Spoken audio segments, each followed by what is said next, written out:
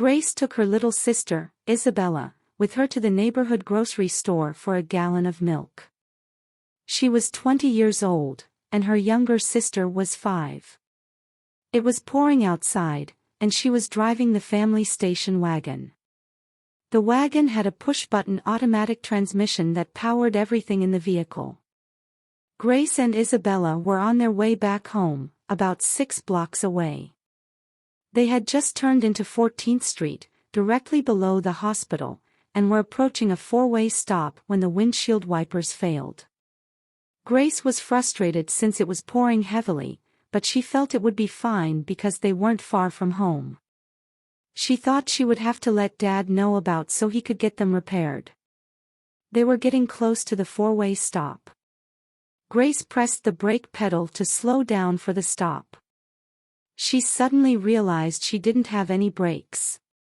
She looked to the left and right, there were no cars in either direction, and so she held her breath and coasted through the stop sign. After a few seconds, she realized she had no power. That means steering, brakes, windows, and wipers were all useless to her.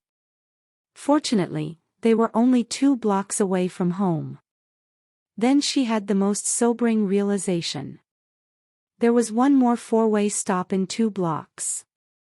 It was right before the left turn onto her street. This one had a dip that would make your teeth rattle even when you were going slowly enough. This was concerning.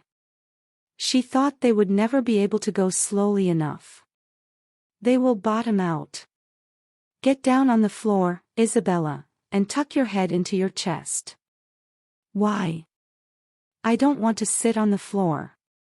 Isabella, we're going to hit a huge bump. You could go flying and maybe end up on the floor. Now is the time to get down on the floor and tuck your head in. Isabella's eyes grew as wide as 2 lighted spotlights when she heard Grace yell at her, but she got down on the floor and tucked her head down. That's good, Isabella, thank you. Grace tried the brakes again, this time with both foot on the pedal, but it was no use. They were going to hit the second 4-way stop and the dip way too fast. They would bottom out. She made a silent wish that no cars were coming in either direction, one more time. Once past the brick house, she'll be able to see, no cars coming. Perfect. She held her breath as they passed the stop sign and hit the dip. Terrible noise, loud bang, metallic scraping. They bottomed out on the dip.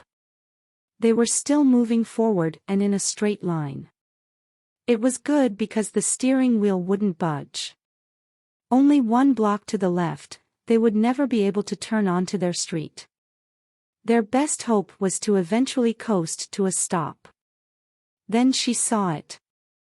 A massive tree branch lay in the center of the street across the street from where they had to go. They would have to be able to turn around to go around it. Grace had no choice. She would have to push the button on the console for park. It may break the transmission apart and leave it on the road, but at least they will come to a halt. She didn't know what else to do. Isabella, stay down there a little longer. There's going to be another big bump. Okay, replied Isabella. At home later, Grace apologized over and over, but her father replied he was simply grateful they were both okay. Cars can be fixed, honey. It's the people we love that can't always be fixed.